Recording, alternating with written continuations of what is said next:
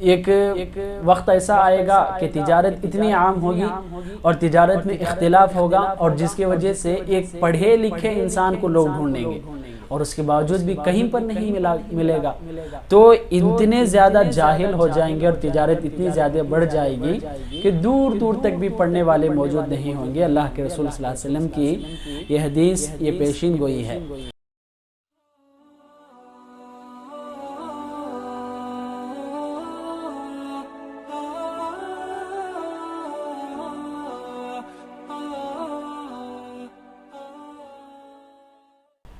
السلام علیکم ورحمۃ اللہ وبرکاتہ۔ الحمدللہ رب العالمین والصلاة والسلام علی رسولہ الکریم، اما بعد فاعوذ باللہ من الشیطان الرجیم، بسم اللہ الرحمن الرحیم۔ ان الساعة لآتیۃ لا ریب فیہا ولکن اکثر الناس لا یؤمنون۔ بے شک قیامت قائم ہوگی، اس بات میں کوئی شک نہیں، لیکن اکثر لوگ قیامت پر ایمان نہیں لاتے۔ قیامت کی علامتوں میں سے ایک 20ویں علامت اللہ کے رسول صلی اللہ علیہ وسلم نے یہ بیان کی ہے کہ قیامت کے سامنے تجارت بہت عام ہو جائے گی، تجارت کرنے والے زیادہ لوگ بڑھ جائیں گے اور علم حاصل کرنے والے لوگ بہت گھٹ جائیں گے۔ جیسا کہ عبداللہ بن مسعود رضی اللہ عنہ کی حدیث ہے، یہ حدیث مسند احمد میں موجود ہے۔ اللہ کے رسول صلی اللہ علیہ وسلم نے کہا کہ بین یدی الساعہ تسلیم الخاصہ وتفش التجارہ حتی تعین المرأة زوجہا علی التجارہ وتقطع الارحام۔ اللہ کے رسول نے کہا کہ قیامت کے سامنے خاص لوگوں سے سلام کیا جائے گا اور تجارت عام ہو جائے گی، اتنی زیادہ عام ہو جائے گی کہ عورت بھی مرد کے ساتھ مل کر تجارت کرے گی اور رشتہ داری کاٹ دی جائے گی، قطع رحمی عام ہو جائے گی۔ تو اللہ کے رسول صلی اللہ علیہ وسلم نے تجارت کے متعلق اس میں 2 چیزیں بتائے ہیں کہ تفش التجارہ، کہ تجارت عام ہوگی، تجارت بڑھ جائے گی، یہ زیادہ کثرت سے لوگ تاجر بننے کی کوشش کریں گے۔ اگر ہم اپنے معاشرے میں دیکھیں گے تو واضح بات ہے کہ جہاں پر 100 بچے ہیں وہاں پر صرف 20 یا 10 اور اس سے بھی کم ایسے لوگ جو علم حاصل کر کے اپنے علم میں کامیاب اور اپنی تعلیم میں کامیاب ہوتے ہیں، اور اکثر جو 80 سے لے کر 90% تک ایسے لوگ ہیں جو کبھی بچپن میں انہوں نے چھوڑ دیا تعلیم اور کبھی انہوں نے بڑے ہو کر چھوڑ دیا، کبھی ان کے گھرانے میں ہی تعلیم کا دور دور تک بھی کوئی حصہ نظر نہیں آتا۔ اس طرح تجارت عام ہوگی، یہ تجارت کے بارے میں جو اللہ کے رسول نے پیشین گوئی کی ہے ہم دیکھ رہے ہیں۔ اللہ کے رسول نے ایک اور حدیث میں کہا کہ ایک وقت ایسا آئے گا کہ تجارت اتنی عام ہوگی اور تجارت میں اختلاف ہوگا، اور جس کی وجہ سے ایک پڑھے لکھے انسان کو لوگ ڈھونڈیں گے اور اس کے باوجود بھی کہیں پر نہیں ملے گا، تو اتنے زیادہ جاہل ہو جائیں گے اور تجارت اتنی زیادہ بڑھ جائے گی کہ دور دور تک بھی پڑھنے والے موجود نہیں ہوں گے۔ اللہ کے رسول صلی اللہ علیہ وسلم کی یہ حدیث، یہ پیشین گوئی ہے۔ اور ایک حدیث میں اللہ کے رسول نے لفظ استعمال کیا ہے کہ یتقارب الاسواق، کہ قیامت کے سامنے تجارت کے جو بھی مرکزیں ہیں، مراکز ہیں، بہت زیادہ ہوں گے۔ مراکز کہتے ہیں جو بھی کمپنیاں ہیں، فیکٹریاں ہیں اور تجارت کے جو بھی پارٹنرشپ سے مل کر ایک گروپ آگے بڑھاتی ہے، یہ چیز بہت عام ہوگی۔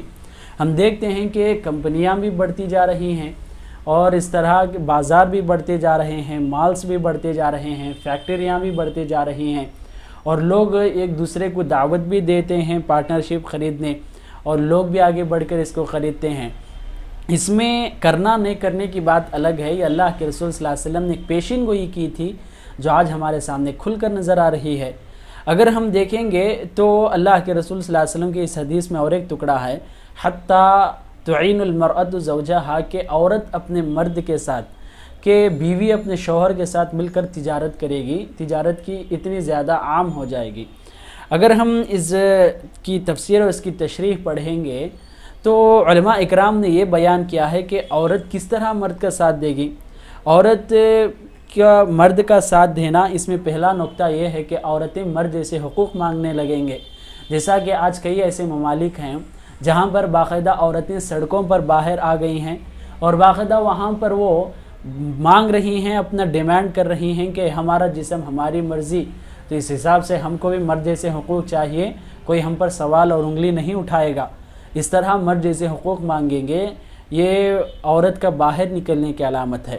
اور مرد کے ساتھ تجارت میں عورت کا ساتھ دینا کہ عورت باہر آئے گی اور فتنے کا ذریعہ بنے گی اور اس کے ذریعے معاشرہ بگڑے گا۔ ایک اور پوائنٹ اور ایک نقطہ یہ بھی ہے کہ عورت بھی الحمدللہ پڑھی لکھی ہوگی اور اس کے ساتھ مرد کے ساتھ کام کرے گی۔ ایک چیز اس میں یہ بھی بتایا گیا ہے کہ تجارت سیکھیں گے اور علم کو چھوڑ دیں گے، کہ اللہ کے رسول صلی اللہ علیہ وسلم نے جو حدیث میں بیان کیا ہے کہ تجارت عام ہوگی اور علم گھٹ جائے گا، عورتیں اسی طرح کریں گی کہ جو ان کے لیے شریعت کا علم ضروری تھا اس علم کو چھوڑ دیں گے اور تجارت کو سیکھنا شروع کر دیں گے۔ اور یہ چیز ہم دیکھ رہے ہیں کہ جہاں پر مرد جتنے حضرات ہیں اتنے ہی حضرات عورتیں بھی نظر آ رہی ہیں۔ اور نوکریاں بھی اس میں ایک خاص نقطہ تھا کہ اگر ہم دیکھیں گے آج خاص طور پر ہمارے ملک کی بات کریں تو آج حکومت ایسی ہے کہ عورتوں کو زیادہ ترجیح دیتی ہے مردوں پر، اور نوکریاں انہیں کو زیادہ دیا جاتا ہے۔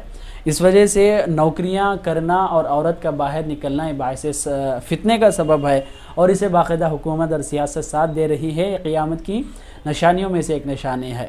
اور رہا مسئلہ کہ عورت کیا تجارت نہیں کر سکتی، باقاعدہ ابن باز رحمہ اللہ کا فتویٰ بھی موجود ہے، اور باقاعدہ شریعت اسلامی میں بھی یہ حکم موجود ہے کہ عورت بھی مرد کے مقابلے میں کام کر سکتی ہے، تجارت کر سکتی ہے۔ تمام طرح کے احکامات اس کے لیے بھی برابر ہیں۔ ہاں، جو اللہ تبارک و تعالیٰ ان کو پردے کا حکم دیا ہے اور جو حدود باندھا ہے اس حد کے اندر رہ کر کرنا چاہیے۔ اس حد سے باہر اگر کوئی بڑھ جاتے ہیں تو یہ اس وقت فتنے کا سبب بنے گا، اور یہ تجارت اس کے لیے نقصان دہ، اور یہ تجارت غلط تجارت ہے، یہ طریقہ غلط طریقہ ہے۔ اس طرح تجارت کرنا عورت کے لیے کوئی بری بات نہیں، مگر جو اسلام نے امن کے لیے جو ان کو حدود باندھا اس حدود کو توڑ دینا یہ قیامت کی نشانیوں میں سے ایک نشانی ہے۔ اس وجہ سے تجارت بڑھنا اور تجارت کا عام ہونا یہ تمام چیزیں برے نہیں، بلکہ اس کے ذریعے دوسرے نقصانات جو کہ دھوکہ، جھوٹ، فتنے اور مال کی کثرت کی وجہ سے ایک دوسرے پر قتل، ظلم کرنا، یہ تمام چیزیں ہوں گی۔ اس کے بارے میں اللہ کے رسول نے ہم کو نصیحت کی ہے۔ نصیحتوں کو یاد رکھیں۔ اللہ ہم سب کو جو بھی تجارت کرتے ہیں یا تجارت کے جو بھی صحیح راستے ہیں ان میں اللہ حلال راستے اور صحیح رزق حاصل کرنے کی توفیق دے، آمین۔ السلام علیکم ورحمۃ اللہ وبرکاتہ۔